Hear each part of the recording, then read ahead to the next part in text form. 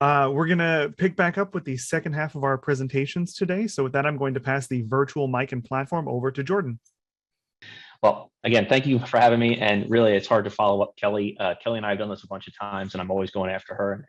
I'm glad she gets everybody all hyped up. And then I show up and it's like, oh, it's the cop.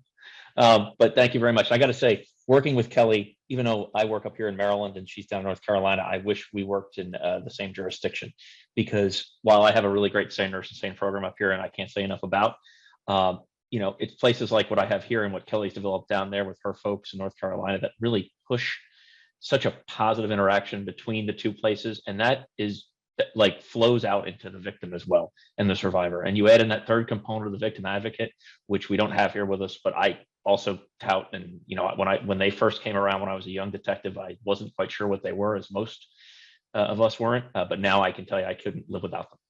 So real quick, again, my name is Jordan Stinsky. I'm currently a lieutenant with the Montgomery County Police Department up in Maryland. For those who don't know, Montgomery County sits just on the north side of the District of Columbia. We have a population of about 1 million plus. Our police department's about 1,285 officers and about another 800 or so support staff. Of that, I have 6 adult sex crimes detectives. That's it, and 18 child sex assault detectives. My career path, I've been a police officer now for 20 years, and of that time, I have been a child sex assault detective, homicide, and adult sex crimes detective, which I've done cold case in both. I was a sergeant of our DV elder abuse unit, and I've also started our adult sex crimes unit because like I said earlier, when I first started, we did homicides and adult sex crimes together. Homicides are investigated very differently from adult sex crimes. You have to have 2 different hats. As much as I really, really enjoyed the homicides, because they were really interesting cases, your victim doesn't really talk back. Yet in the adult sex crimes world, what happens? Your victim's always talking to you. So you had to change gears, and what the skill set you would use for the sex crimes investigation is wildly different. So eventually the powers that be agreed with me, and we split the 2 off, and we were able to go down this road of creating this sole source investigative model. Now, it's not without its mistakes. It's not without our fails that we overcame over time. Some of our biggest issues were us. Cops don't like change. I was one of them, and it took a lot. One of the biggest issues I had before, and I'm leading into this whole trauma-informed world about how we got here. One of the biggest issues we had was we didn't really know how to talk to people. We are, by our nature, responsible for hunting down the truth. We're not victim advocates. We're not SANE nurses. We're not in the medical legal profession. We are just the facts, right? That's what we're looking for. How does that work in the adult sex crimes world, especially when you're talking to a survivor, a victim? It doesn't.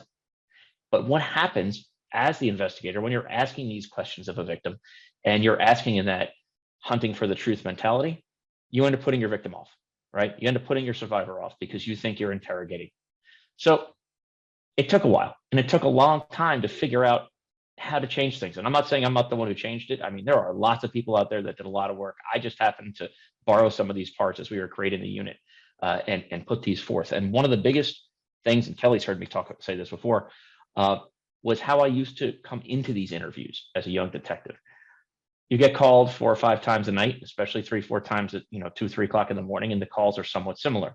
There's a 19 to 30-year-old female usually who's been drinking or had some drugs. You'd come into the hospital with some sort of a predetermined notion in your head. And I came in thinking I can do anything because I'm this homicide adult sex crimes investigator. And I came in and said, okay, these adult sex crimes, I got a checklist. I got to go through it. And I would sit down with my victims. They would sit in one side of the room, me in the other. Victim advocate would not be there. And I would run through this exact script I'm just about to give you.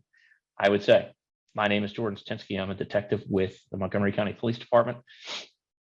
As we go through these next several hours, I'm going to chat with you about what happened. I am here to help you. Anything you say is for this case and to move this case forward. I need you to tell me the truth. If you don't, I'm going to find out, and then this case ends now. If there's anything else or any other questions you have, you let me know. Did everything I just say make sense to you? Thanks. Now, what happened to most of my cases? They ended, right?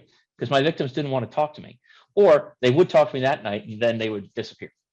And I could never get them back on the phone. And it wasn't until the state's attorney, who's now a judge, actually called me one day and said, hey, did you happen to listen to your tape of the victim from Saturday night? And I said, No, I haven't even had a chance yet. So she said, listen to it. And what I heard shocked me. What I heard coming out of my mouth from a guy who thought I cared about these victims shocked me. I sounded terrible. And I knew at that moment I had to find a different way to do things and embrace empathy and embrace active listening and embrace these different mentalities. But I'll tell you, I'm putting this all on me. There were lots of other investigators I learned from, right? There were no real classes. Our classes that came in for any kind of sex assault or physical investigation were on the child side, not so much on the adult sex crime side. This is a relatively new thing where we have these venues for people, which is awesome. So I started making stuff up. I started listening. I started taking time. I started doing things like, hi, I'm Jordan. Just tell me why I'm here. Tell me what you need. I don't know. And I'd start there. And and over the years, I changed my routine, and I ended up going more towards this trauma-informed, victim-centered mentality. But I also had to stay in my lane, because it's very easy to sit there and listen and listen and listen. And cops want to help, right? Just like SANE nurses, they want to help. So they want to start by helping out and getting these people down the right road. I'm not a therapist. I'm not that. And that's where the victim advocate came in. That's where we had to embrace that victim advocate and bring them into the room with us so we could pass off the victim. And when I've seen pass off, I mean, when I had to go out and do my investigation, that victim was then handed to this victim advocate who could assist them in the next steps of the program, especially with interacting with Kelly or someone in Kelly's position. So we had to change. In order to become this trauma-informed interviewing model, we had to change how we looked at our victims and not focus on the negative, not focus on inconsistencies. Because just like Kelly said, she talked about the post-note example, which is another one I might have stolen from her once or twice, but I've always given her credit. That post-note example of where everything goes up in the air and everything comes back down on the ground and you're trying to put the truths back together. As a police officer, when you start hearing things that don't mesh, you instantly think, oh, this person's lying. Well, the victim of a traumatic event, it's going to sound like that. But 99.9% of the time, that's not happening. And I will tell you, there are lots of narratives, and I still hear it to today, unfortunately, where I hear survivors of sexual assault, a lot of them lie. That is just not the case. And I will tell you, I thought that too when I was a young detective. But the studies have borne out, and the things, once I changed my mentality, the things I thought, that what I saw in the interactions and how my interactions increased with my survivors when I started listening was amazing. So a lot of this where people think victims are lying, it's somewhat, in my personal opinion, a way to say, oh, they just won't recontact me, so they must not have been telling the truth. That's not the case. We just didn't do a good enough job. Now, there are people who do. Absolutely. I'm not going to say that. But the percentage of them are very, very small. So looking at the survivor's memory, when we go into these trauma-informed interviews, especially as law enforcement, we do not, and Kelly does the same thing, we do not want to basically make them tell us step by step by step by step what happened. Hey, what can you tell me about last night? What can you tell me about today? Sometimes people will tell you, I can't tell you anything. Other times they'll give you a whole bunch of information, but at that moment, when you're writing it down or listening, it doesn't make sense. That why question, that why question can be very accusatory if put into these trauma-informed interviews in the wrong way. You have to be very careful. Why did you go down that road? Why did you put on that dress? Why did you take that drink? You have to be very careful of how you use it and why you use it, because you could inadvertently set the interview down the wrong road. So police officers, when they get involved in a shooting, we usually give them, especially in Maryland, I know several other jurisdictions that do this, we give them several days after to come back and talking to our investigators about what occurred in that shooting. The reason why is that we recognized that the brain has this traumatic moment where it shuts off, like Kelly talked about. And then what I like to call the Control-Alt-Delete, about 2, 3, 4 sleep cycles later, it comes back online and starts putting things back together. So we give our officers some time to reconstitute that memory and put it back in some semblance of order, not only for them, but for us as investigators. Yet we don't afford the same opportunity to our survivors of sexual assault. By giving them those couple of days, that's fine. Give them you'll get so much more information. And again, it may not all sound reasonable when you first listen to it because it doesn't make sense because you haven't finished putting your case together, but it'll start filling in gaps. So normally when we meet with the victim or the survivor at the hospital, the initial time of the night, we let them tell us whatever they can. We try not to pry too much. And then we give them a couple of days, let them hang out. And then we have the victim advocate reach out, or I'll reach out, and we'll try, depending on who has a better potential rapport with that victim, and have them come in or go to them or meet them somewhere, which we'll get into later, to have a more in-depth conversation. They're going to return out of order. That's going to happen. Things aren't going to make sense, but that doesn't mean that they're lying. It just means they can't. I've had victims call me several weeks later with additional information that plugged in holes along the timeline that started to make more sense. They would just contact me. Hey, Jordan, I told you I was smoking a cigarette on this corner and it was, dark out. And then I remember this car passing by and it had this pink thing and a bus that said whatever. And the guy got off that bus. Okay, perfect. That gives me more that I didn't know about before, right? So now I have more information to connect. But the untrained investigator, like I said before, may go directly to this victim is lying. And that's what's so dangerous, because now we've set ourselves up for failure. Not only us as the investigator and capturing the correct person, but for them. Now, the victim may continue on with Kelly. They may continue on with the victim advocate. But if we start hitting them right away with an interrogation, it's going to change how they interact with us. And they may not interact with us anymore. So we got to make sure. Remember what I said earlier, I went in predisposed to these cases as a young detective. It wasn't until I sat down and listened to myself to find out how terrible I sounded that I started to switch my narrative. And I went in there listening with an open mind, thinking, you know what? Anything can happen.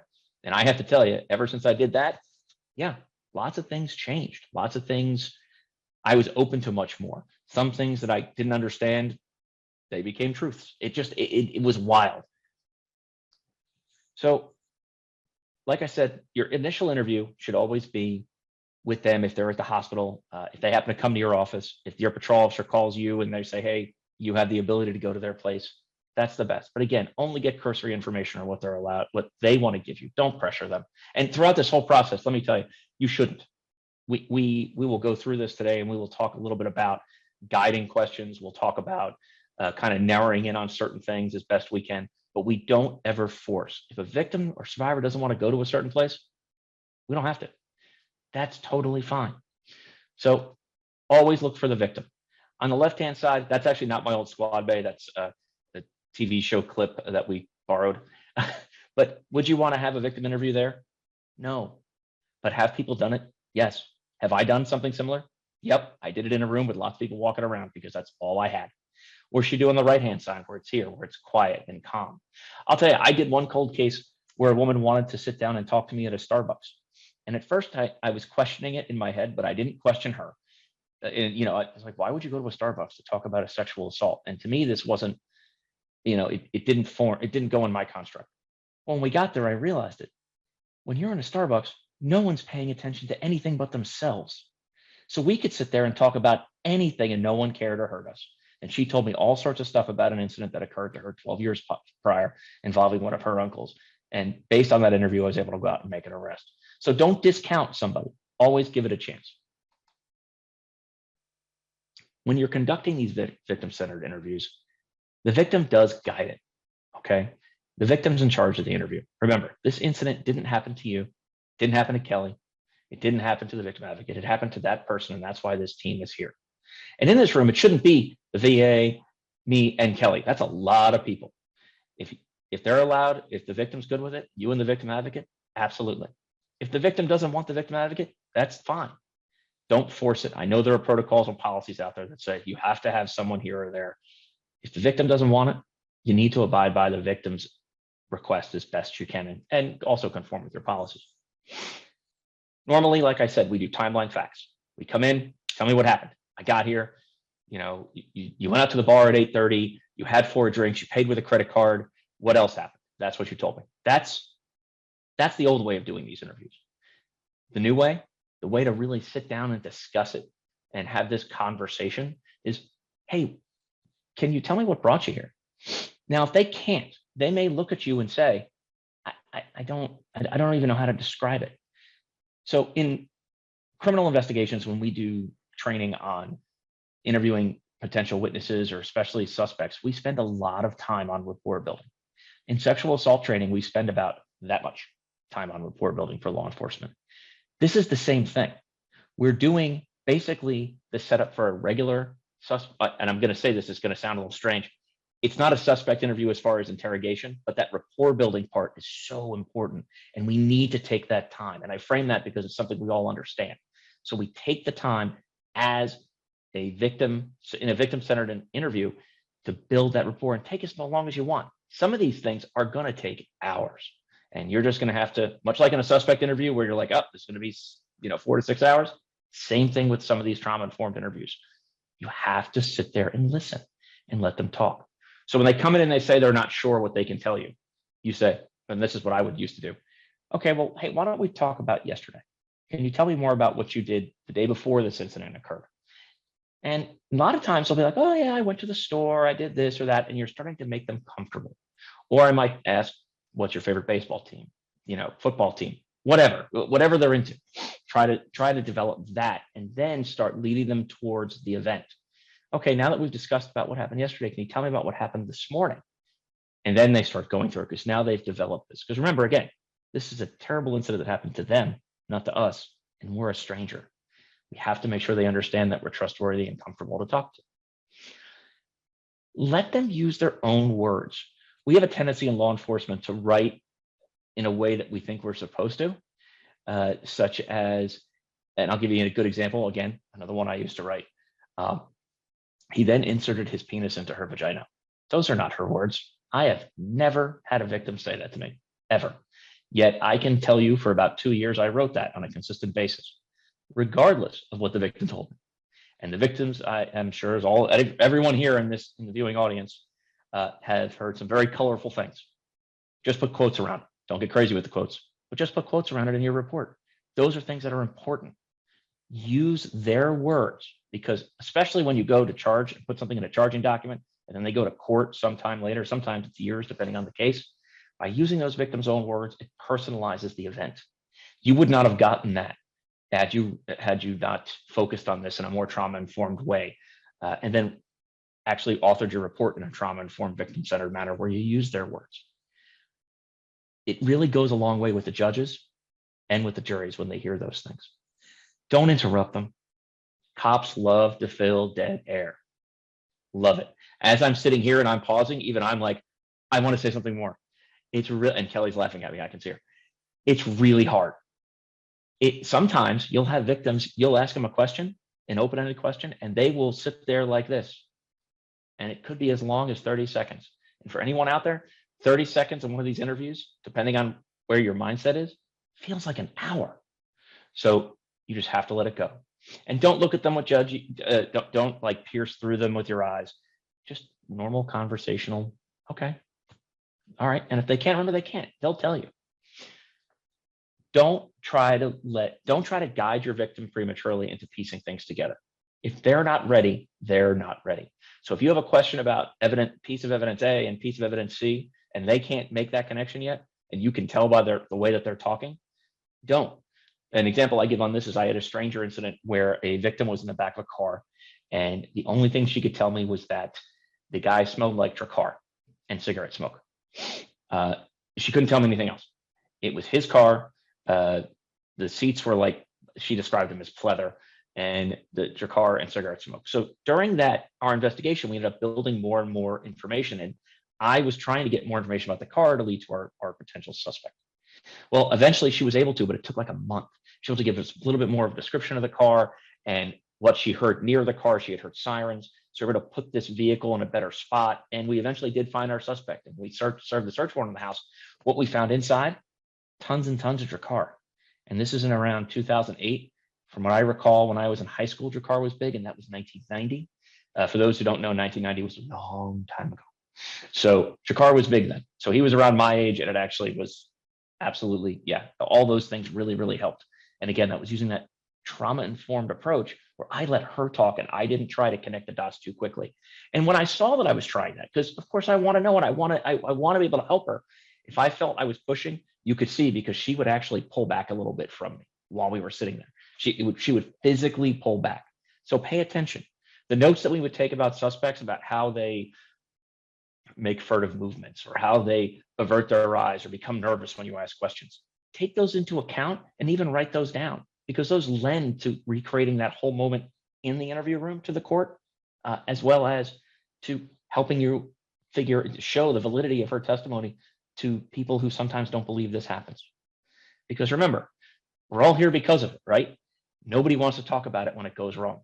because we're all supposed to be, this is supposed to be a happy time when we do things and, having sex and having kids. But when it goes wrong and there's force, we kind of put it in a corner and don't chat about it. I mean, it took years for child sex abuse to become a thing. And by that, I mean out in the public, not that people are doing it more often, but out in public. But it was going on for years. It's documented everywhere. And adult sex crimes, just like in this venue now, are just becoming more talked about. But again, going on for years. So this process approach, how we would go into this. Remember, this is not a single event. This is not going to be a single interview. This is going to be multiple interviews, most likely. There are many investigators and they're prosecutors. I mean, I was one of them as well, as an investigator who thought, one and done. I can do my interview, go get my evidence. The victim advocate, the SANE will take care of the rest because that's their job. They'll get my other evidence and we'll go from there. Those details, they're going to take time. You need to let them come to you naturally as best you can. Don't force them. And consider the impact of your questioning. Okay, there are some people where you can ask questions and they'll call you all the time and want to provide more information. There are others, they'll come talk to you once or twice, but then you won't hear from them for a while. That's where your victim advocate really comes into play. Hey, can you give this person a call and have them come see if they can contact me? I'd love to ask them a few more questions. We found some more things out and we don't really understand where this information is coming from. So maybe they can help us. But hey, if they decide they don't want to do it anymore, or you're not getting the feedback, meaning they're not contacting you, it's time for you to hold on to that case and wait until they come back to you. That's just how that is. You don't want to push them. Adapt to them, meet the needs of those victims. Like I was talking about, I met that victim at a Starbucks. To me, that seemed like a terrible place to go where people would hear everything. But nope, she was 1,000% correct. No one cared, no one heard. And we talked about some pretty graphic things. Well, she did. I just sat there and listened and took notes for well over 2 hours. And also I had way too much caffeine that day, and so did she. The other thing, I always make sure that whenever I did an interview, I always had my victim advocate either with me, if the victim would let me, or on standby. And we also let the same nurse know that we were doing this because there were some, unless it was a cold case, in the event that the victim was inside the time frame and we could bring them in to do a kit. Because sometimes they may show up at our office within 3-4 days of the event, have not gone to the hospital, and they're not sure if they want to do a kit, but they want to tell us something. So if we can get them, meaning if not to convince them, but if we give them the option and they embrace it, we will take them over to see Kelly and have Kelly perform her magic from there. Whatever physical needs they need during that interview, just like we would do with a suspect. And I keep relating this back because I really want law enforcement to understand we do so much work to document every step we do in a suspect interview. We don't always do that in a victim interview. We have to do this here. If that victim needs sleep, in this case, well, we wouldn't, with this part, we wouldn't do with the suspect, probably let them go home, but let this victim go home. If they need food, clothing, if you have those options, we have donation clothing that we gave people. Our sheriff's office, which happened to be right there as well with us, and our family justice center had clothing. We would give them that. We had food donations. More than once, I had to explain why I had a large McDonald's food bill on my credit card. So, those are things that you just have to account for. Mirror the language used by the victim. Don't sanitize your verbiage like you would in your police report. And we're trying to get away from that too. And we discussed training on that about how to write more trauma-informed victim-centered police reports. But even when you're talking to your victim, use their language. If you try to sound, if they're talking at this level and you try to sound here, you're never going to connect. You're trying to sound bigger than you are. Who cares? The best person to make that connection, and I'm sure Kelly would agree, is just speak like they do. Let them know. Look, societal myths about us, about law enforcement, exist everywhere. Even more so now than anywhere in the world, right? Law enforcement is under the microscope for a lot of things. Thankfully, not at the moment, sexual assault investigations, because I think we're really turning the curve on that one and moving in a different direction, a much more positive direction with forms like this. But understand those are out there. Stereotypes affect everyone. The victim, your victim advocate. So when going in with a clear mind, understand, much like Kelly said, or somebody in one of the chats said something about, people coming at you or being abusive. You got to let it go. It's not personal. If those stereotypes are there, do your best. If your victim has a stereotype towards you or your victim advocate, or even you or your victim advocate does, do your best you can to assuage that as quickly as possible and move forward. because those things are the types of things that are really going to kill your investigative advantage with your victim and make them walk away. Because remember, your criminal justice system isn't set up for them. It's really set up for the state. Your victim is just a witness for the state. Judgmental language. Again, we are using our parroting their words back and forth. And I said earlier about the why questions and how dangerous they were. They really, really are. But not only are they dangerous, it's how you use them, your inflection, your tone, how you're sitting. I heard more than once from my young investigators when I was first teaching this to them about how to do this. Well, why did you go to the bar at 3 o'clock in the afternoon? Well, when that investigator came out, the first thing I said to her was, I was at a bar with you at 3 in the afternoon once. Why did you interrogate that victim? That doesn't make any sense. Oh yeah, I didn't think about that. Once she started making the connection, oh, okay, yeah, that's right. And she went in with a much different attitude. Why didn't you? What's the matter? That is not important or germane to this at all. But why didn't you put up a fight? We have learned, and in this group, there are lots of people who are on the same page, which is great. But in other groups, there are not. There are other groups that they want to know that why didn't you? I mean, I've heard this in a training recently I did with another group where one of the attendees actually asked, well, I got to know why. I have to know why they didn't fight back. My answer was directly to that person, what's a change? And he just looked at me dumbfounded. You just want to know because you're trying to kill your case so you can go on to the next one because you have so many. Is that the case? Now, what did I do there? I basically accused him and then asked him, right? I wasn't very trauma-informed with him because I was kind of mad. And I couldn't even believe that mentality in this progressive jurisdiction that I was working with actually still existed. So back to your open-ended questions. Like I said earlier, what are you able to tell us? What can you tell me about what happened? And if they can't, they can't. So we touched on this a little bit earlier. Rapport building, like I said, taking that time to sit down and just talk to them. And this actually will sometimes happen in your initial evening, even if it's 3 o'clock in the morning, you're the detective on call and you show up to go talk to the victim and they look at you and you can tell by everything that they look like that they are, just from reading their body language, that they are done for the night. They've already been in the hospital for 3 hours. It took you an hour to get there. They're done. All you need to do is just sit down and say, hey, I'm Jordan. I'm a detective with the county police. Here's my card. Can we talk for a couple minutes? I just need to get some little bit of information and then we'll go from there. All right. And usually I would get that people like, yeah, sure, detective. And they give me their name, a phone number, this, that, and the other thing. Yeah. And if they wanted to tell me kind of a high level summary about what happened, great. If they didn't, I wasn't pushing. I already knew why they were there. They already told somebody that they were sexually assaulted. They didn't need to retell me at that moment. And what I would always say before I left, hey, this your victim advocate, Sally. Sally's going to go take you in with Kelly in a few minutes. Sally and Kelly have all worked together for years. Sally will be here through with you the end of the night. I actually have to go off, and 90% of the time I had to go off on another call. I have to go off on another call. Someone else needs me, but I'm going to call you in like a day or so. And I'd love to sit down with you if you have the opportunity, wherever you want. And we'll talk more about this. And once I started talking to victims in that manner, I started getting a lot of victims calling me. I also made the mistake of putting my cell phone number on my business card, which I would avoid doing. And I got them calling my cell phone directly and not going through the switchboard, which helped a lot. The reason why I say not doing it is because some of them thought 3 o'clock in the morning was the okay time to call. That I had to explain. But it was important to let them know they had that direct connection. And those who stayed with me, and I mean this, I had many more victims stay with me throughout the course of their criminal investigations all the way through prosecution when I switched to this mentality versus my previous one. And so did our whole team did, as we started moving this way. Let them guide that conversation, whether it be the beginning, that first initial meet, or the more in-depth interview. Let them do it. You may have some very pointed questions. This may change a little bit if you have a stranger, especially a serial stranger case going on. You may need, from a public safety standpoint, certain information very quickly. What's the best way around it? Be honest. Hey, I know you're not comfortable right now answering all these questions, but you're not the only victim, and I need some assistance. Anything you can tell me might guide me down the right road to find this so this doesn't happen to anyone else. And that's an unfortunate truth that sometimes they may have information right at that moment that's relevant. And if they do, great. If they can't or they won't, then that's fine. Don't push them, but at least let them know. Put the victim at ease. Let them know, hey, that this is a team effort. It's not what they see on television. I've actually had people tell me that before.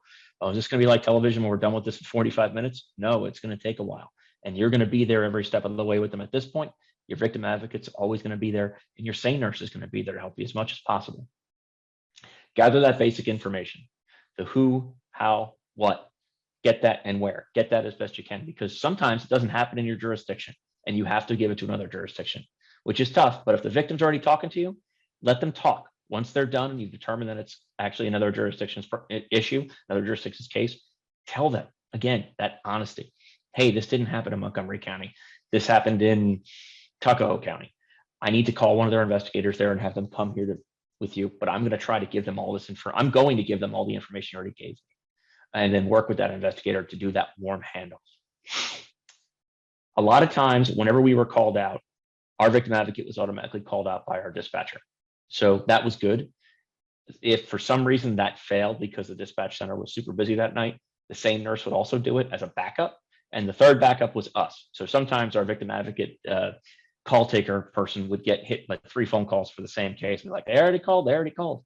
But 10 years ago, that call wasn't being made and that person was bored because no one ever was getting called out. Now they're getting hit a little too much, but with the victim's mind, making sure that we get that victim the services they need. Allow that survivor victim to ask questions, even if it interrupts the flow of your interview. Remember, when you're having that interview and you're trying to get that basic information, you're just trying to fill in the blocks, right, in your head to see if you have the crime, if they're willing to provide that, and if it occurred in your jurisdiction. And in your head, you're thinking, what next steps can I take? Here, if a victim had asked me questions in the old days, I would have said, hey, do me a favor, let's wait till the end.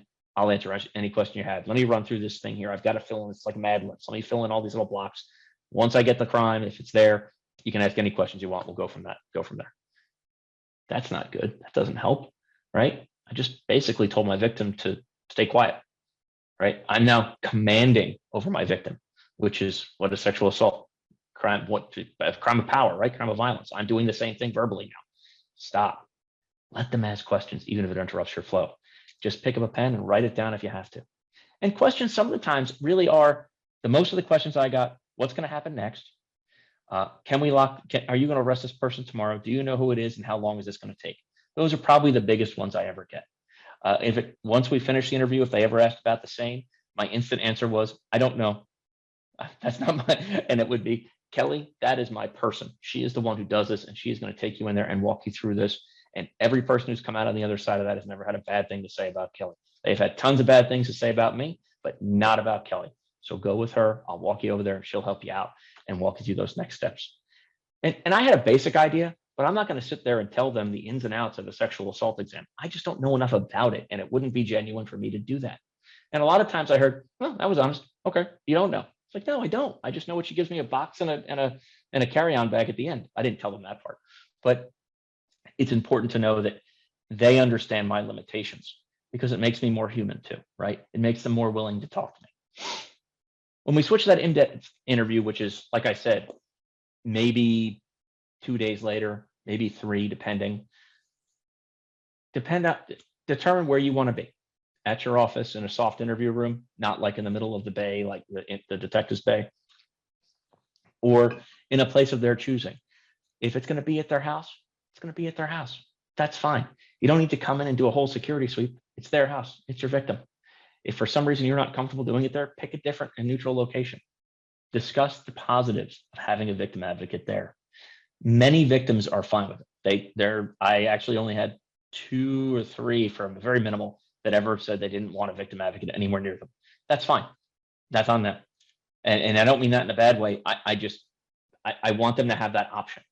And most of the time what I would do is say, okay, victim advocate and I will be there at your time and place.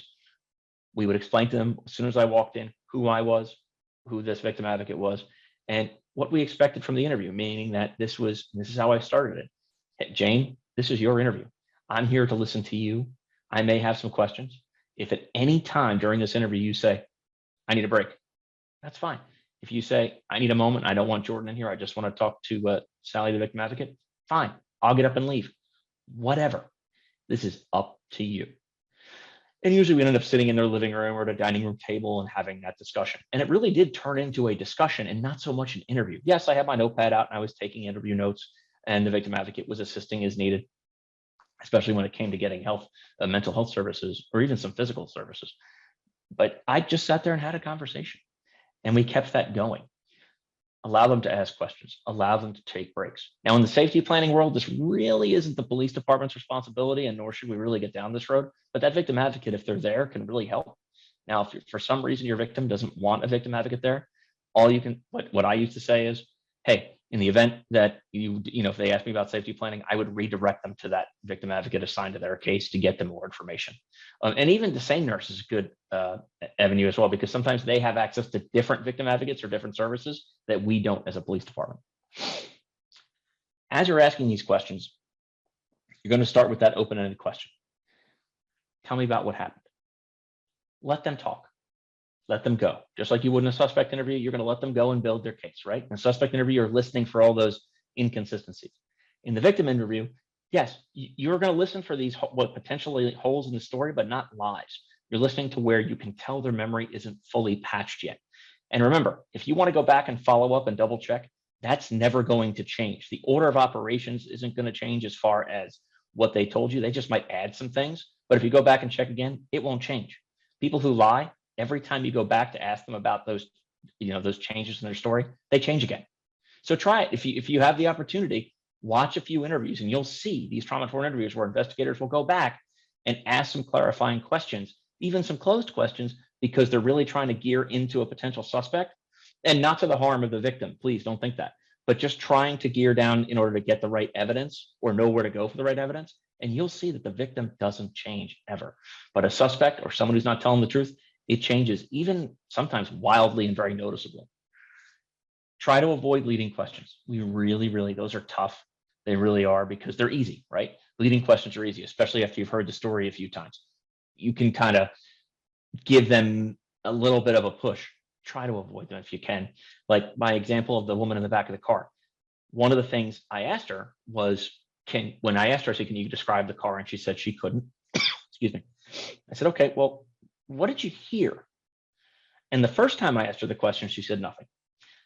The second time I asked her, which was a day or two later, because I met with her twice after the initial incident, she said, I remember hearing sirens, and it sounded like a fire truck, because she didn't exactly know where she was. She actually showed up at the hospital, so we had to kind of figure out where the incident had occurred.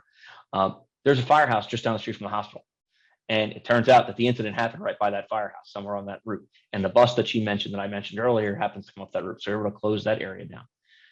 Okay, can you describe to me, were there any weird smells in the car? Any interesting smells? Anything that describe the smells for me? And she said, yeah, it smelled like cigarette smoke and cheap ass cologne. That's what she said. And then she went, it's like that's your car stuff from when I was a kid. And those are her words. She's saying this to me, and I'm writing this down. And now what am I doing? I'm building a picture. What else did you see? He had like a scraggly chin beard mustache. It was right up in my face. I could only see the bottom of it. She kept pointing to her chin. It was like, it's right here. And it was a full beard, but it was like really tiny. What else can you tell me about tell me more about the inside of that car? You told me about smells, and you told me about what you could see. You told me a little bit about what you could hear. Was there anything else? Yes, it was very hot. I remember it being very, very hot. So now I've built this, and she also goes into the whole backseat thing and the feeling of the pleather, as she called it, on her back.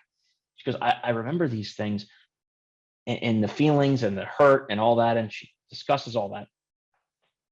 And when we went and picked him up and eventually interviewed him, he did say, yeah, I sexually assaulted him in the back of my car. Absolutely. What kind of seats do you have in the back? Because we hadn't found the car yet at that point. And he goes, oh, pleather. And sure enough, when we found the car in his garage, everything matched up. The cigarettes, the car, like I said, in his house and in the car. So these are things that you just listen and you gather up that information. And then as you need to guide in a little bit, you can, but just be careful of going into that leading area, and then don't slip into the interrogation where you feel like there's inconsistencies. Avoid that. The summary. This is what I heard you say. That's so important. Sometimes victims will say, yep, that's right. Other times will say, yes, but you missed X or Y. Okay, fine. Take that information down. It's like just a high level summary.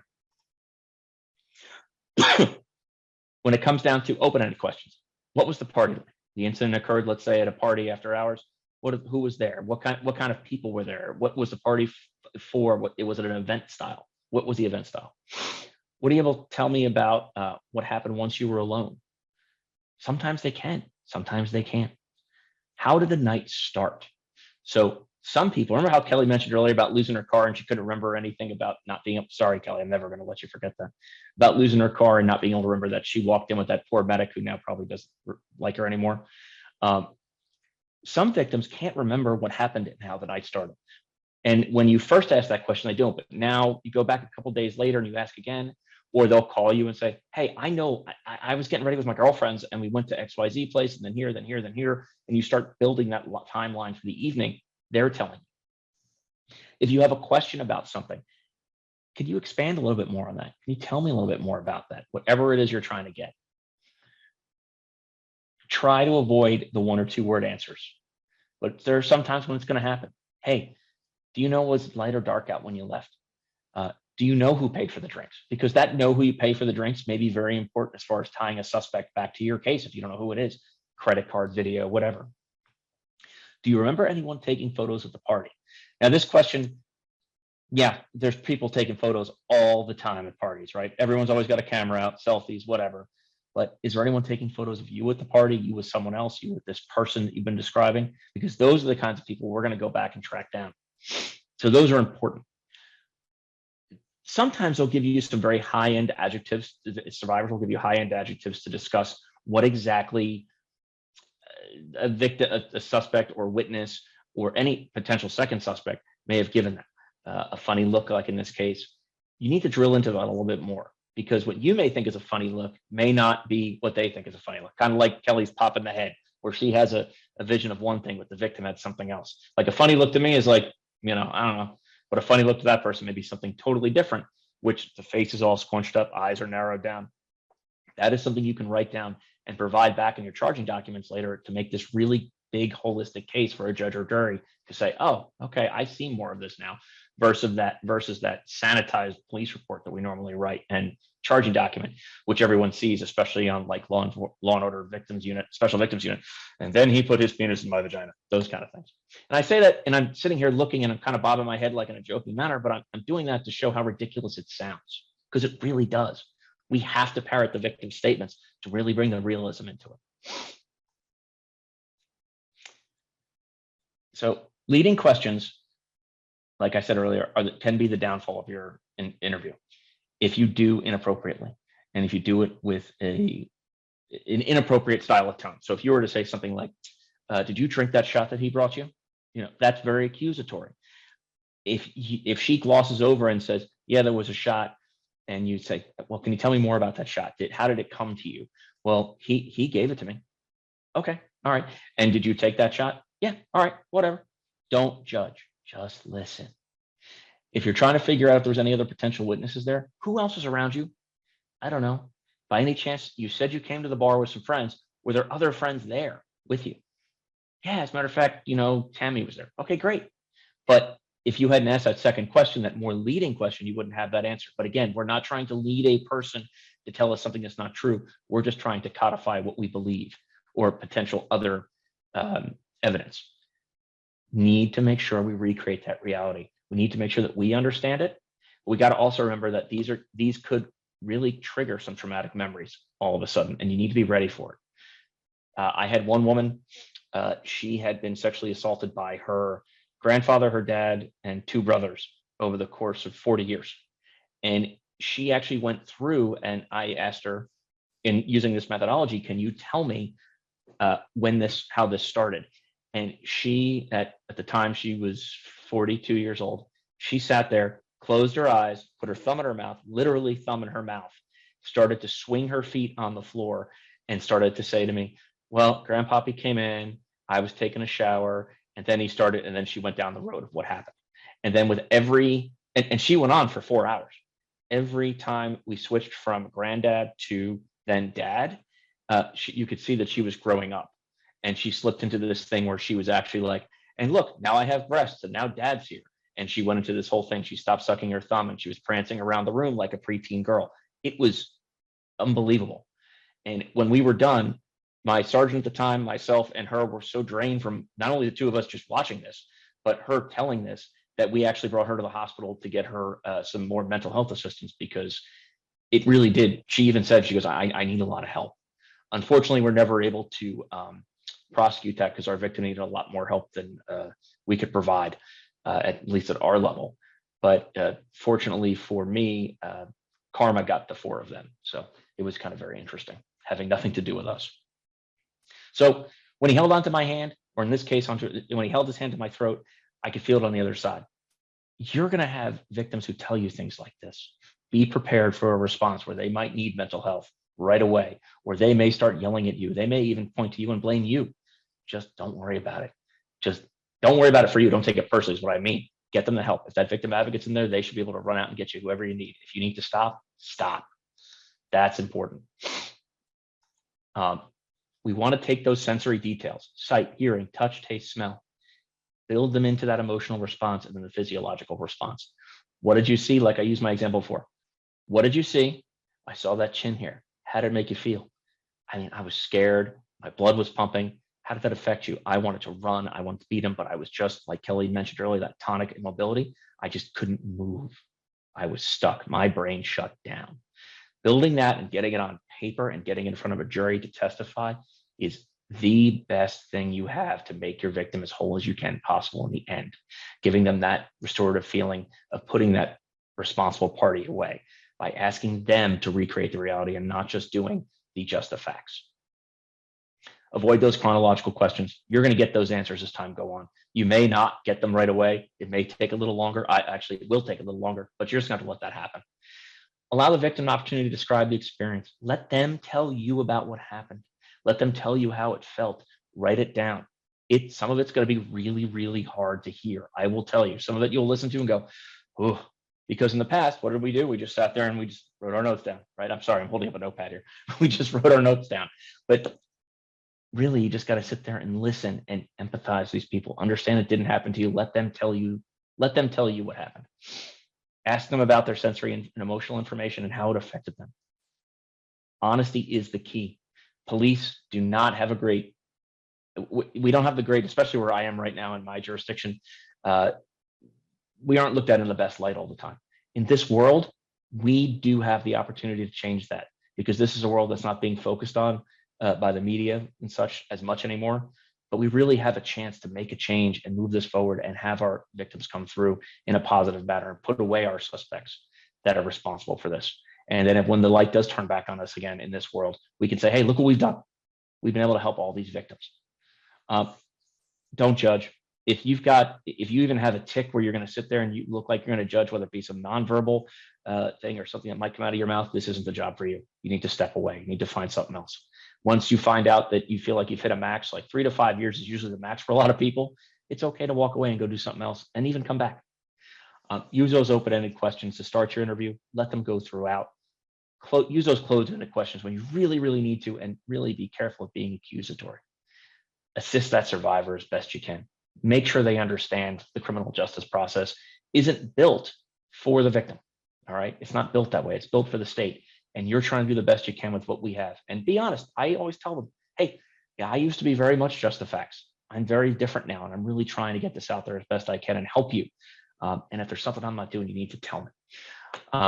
As far as victim advocacy, open up your world to them if you haven't already. They're not bad people. They're actually awesome. And if you create some sort of a relationship with your SANE nurses, if you don't have it already, do it. They will teach you. I will tell you.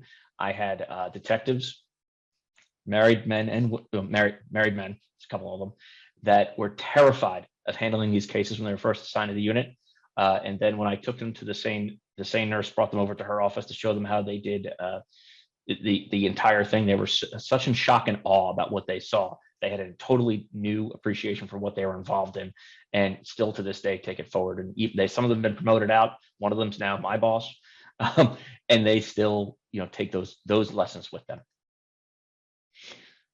Always review the facts and the victim's responses and reactions. Sit down afterwards, and you know what? When you're done with this interview, it could be traumatic for you as the interviewer or the victim advocate. Don't forget about them.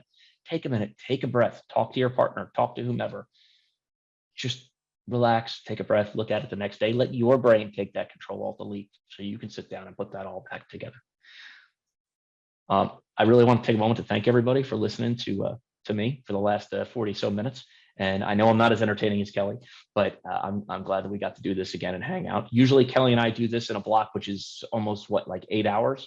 And we do a whole bunch of different components to it. So we were kind of hamstrung in 45 minutes. I'm kind of hoping that in the future, when COVID ends, we can all get back together and do this in person and spend the whole day.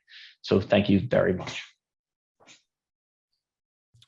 Thank you so much, Jordan. And I agree, in the future would be excellent to have people in the same room again. I for one am getting a little tired of being behind the microphone, but it'd be nice to be in person for sure.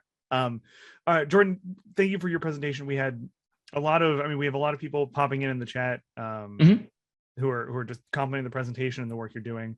And we've had some questions coming in both through the Q&A pod and through our email line.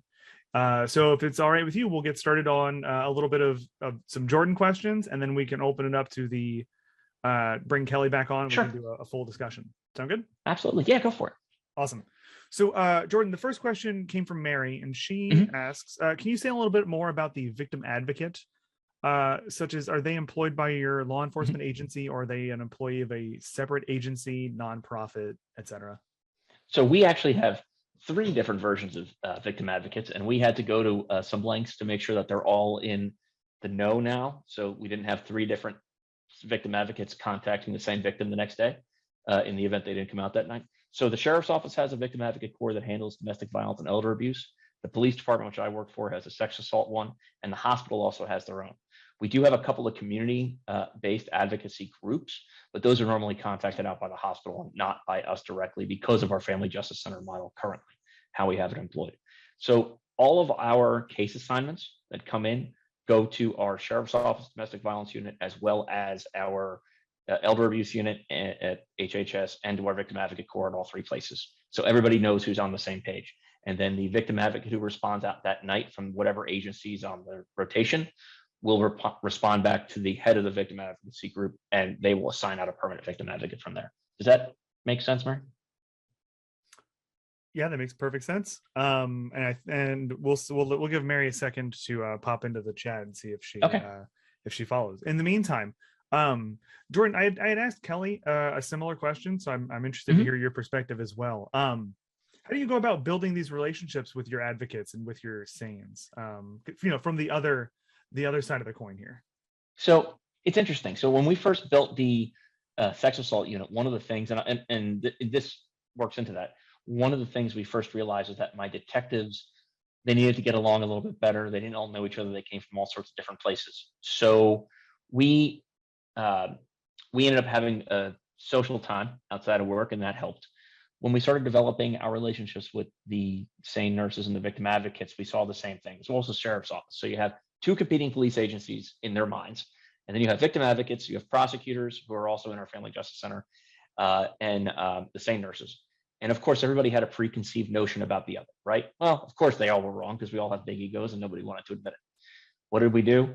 The 4 heads of state from the Family Justice Center from these various groups got together. We brought them out to a local establishment one night, and then we left them there. The 4 of us walked out. There might have been alcohol, but we left them there. And the next day, we found out that people had a better understanding for one another. They ended up having more social time once a month. And kind of like what Kelly was talking about with the lunches, it's important to know people outside of this. Like, you don't need to know every detail of their lives, but it's good to have more of know them as a person other than just a worker, because then you can really empathize and see where people are coming from. It's hard to look at someone, work with them, and not know anything about them and trust them. In this manner, it gave them that little bit of trust. And it built from there, and it became a thing. And it was funny, once we started bringing new detectives or new victim advocates in over time, you could see there was like that, there's the in-group and there's the out-group as they tried to meld in. And until they went to one of these events, they weren't really talked to. But as soon as they went to one of these events, it became a thing. We've had some wonderful things come out of that. And it's, it's still going on today. And that started back in 2012. Awesome. Thank you. So for those of you listening at home or at work, we recorded a podcast with Jordan and a survivor, Natasha Alexenko, and an advocate, Maria Simmons, on this exact topic of trauma-informed interviewing. And one of the things that stuck out in my mind that Jordan said before we started recording was that you have to check your ego at the door. So it's an interesting kind of parallel here to hear the story of these people who didn't get along until they, had a reason to. Jordan, we have some more questions coming in. So the first one, or I guess the next one I should say, comes from Patricia. And she wanted to know if you record interviews with victims, and if so, how do you explain the fact that you're recording the interview while recognizing that it may feel inhibiting to the victim? So I love this question because it always brings up some interesting stuff. And that's great. Great question, Patricia. Thank you. So a lot of times there's been some different methodologies over the years. When I first started, it was take your recorder, put it in your pocket, don't tell them, just go in and do it, because you get the realistic view of the victim. And then there was a time frame where prosecutors didn't want us recording anybody because they were like, ooh, they lie and they tell different stories, because we didn't know about this trauma-informed stuff at the time. So don't record it. I'm of the ilk for victim interviews. I tell them, I will go in and say, hey, we do record these, but this is because I don't like to sit here and take notes the whole time if I don't have to. I'd like to sit here and have a conversation. I'm going to go back and listen later. And if we're in one of my soft interview rooms that has hidden cameras, I'll actually point out and show them where they are. Hey, this what looks like a fire alarm is actually a camera. That thing sitting next to you is actually a mic. That looks like something else. And I'll tell them about it because I want them to feel comfortable. Now, if they don't really want me recording it, that's fine. I'll turn it off, but I make sure they understand I have to sit there and I won't be able to have my full attention because I'll be writing notes. My usual explanation is I'm old and I'd much rather be able to sit here and have a conversation than sit here and spend my time writing notes down. I hope that answers your question, Patricia. I think it does. We've had we're getting flooded with the questions. This is excellent. Jordan, Anastasia asks if you're conducting an interview with another person around per the victim's request, and the victim begins to attempt to harm themselves or you, how do you handle that? I'm afraid that restraining them may cause or may make their trigger worse. But what if it's necessary for, I guess, their well-being? Anastasia, another wonderful question. Unfortunately, if it is a necessity because they're trying to harm myself, the other person, me, whatever, yes, we would have to restrain them for safety reasons, depending on the level of it. If it's something where we can just talk somebody out of it, that's one thing. But if it's something where they're actively have something where they're cutting themselves, they're going to need to seek immediate medical attention. Yes, while it may bring up something mentally, we still have to keep them safe and everyone else, but we will do our best to do that. And we're going to keep in that trauma-informed methodology. I mean, I'm not going to sit there and put handcuffs on them if I don't have to, unless they become completely combative and I just need to restrain them to do that. There are other ways we can handle this. We can always bring them out to one of our cars, have an ambulance come, things along those lines, take a more softer approach. I'll tell you, all the time I did it, I only had one person we ever had to take to the hospital, and that's because they fell down in the bathroom and smacked their head. That was it. Anybody else, I never had that happen. But I that's just me. I'm not saying it hasn't. Obviously, it has. But yes, it's a very soft interview room. We would take a very soft approach to that as best we can. But if they need assistance, they need assistance. So we need to be able to do that. Excellent. Thank you. We have more questions coming in. Jeff asks, what interview training courses would you recommend investigators seek out to help them conduct these interviews? So there are lots of things online. DOJ has a bunch of stuff out there that you can look up. If you look up trauma-informed interviewing, there's a bunch of, I think there's some 5-minute block training and there's 45-minute block training. There are some other things out there. If you do trauma-informed interviewing or cold case sexual assault searches on Google, that will pop up with different things. Unfortunately, in this venue, I'm really not allowed to promote those kind of things. So if we wanted to, and I can ask Tyler, we could always send out some more information if that's fine. I will have to check with the powers that be. Yes, I can't. So yes, there's stuff out there. Unfortunately, in this venue, I can't give it to you, but my information's back there. If that makes sense. Yeah, that makes perfect sense. Thank you, Jordan. Yes. I appreciate the coverage there. I don't need to be getting in trouble. No, that's fine. Excellent. Yeah. So we have one more question, and then we'll bring Kelly back onto the stage. So Marie asks, is it okay for advocates to ask police if they can have a PO that has been trained in trauma-informed interviews?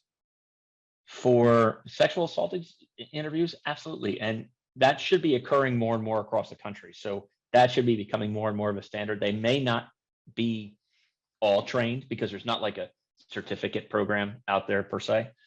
There are some that commercially that were developed, but it doesn't really, they were developed and they hold weight in the fact that you learn how to do what we're talking about here now in a much larger format over the course of 40 to 80 hours. But some police officers baseline, especially in your larger agencies, don't have this training yet because they have to work it into their academy classes. They have to work it into their in-service. That's happening. It's going to take time. Depending on where you are in the world, if you were to ask that question, some may not even know what you're asking. So it's okay to ask. You may not be able to get it, though. I will tell you that. And that's completely fair. So we're going to have Kelly hop back on, and as she's kind of resituating, we had one last question come in, and the question is, how do you encourage a victim to participate in an interview when they might, or when they know they might get criminal charges from the information they provide in their statement? So there's been certain laws that have been passed in certain states that allow for victims of sexual assault to come in and give their statement, and through a process work themselves away from being potentially charged. I have definitely worked with victims who have had open warrants. We may have facilitated things like having them work through and have the warrant served as quickly as possible and quietly, so they're not sitting for hours and hours, just to get it off their record and move forward in life. Unfortunately, there are crimes out there that we can't do that with. So what I have done with our victims in the past, our survivors, and my direction when I was a sergeant there was, if they're willing to talk to us and give us the information that we would need, or they want to tell us about the sexual assault investigation, we will need to let them tell us, and let them work with us, but tell them that we do need to follow through on this. Now, my detective is not going to be the one to follow through and make that arrest, because we don't want to create that, but we would definitely have a patrol officer handle it, because we're bound by certain laws as well to make those things happen. But we'd also be in connection with whatever jail we have to deal with at that time to explain the situation with the victim's permission to make it go as smooth as possible. Excellent. Thank you for the clarification.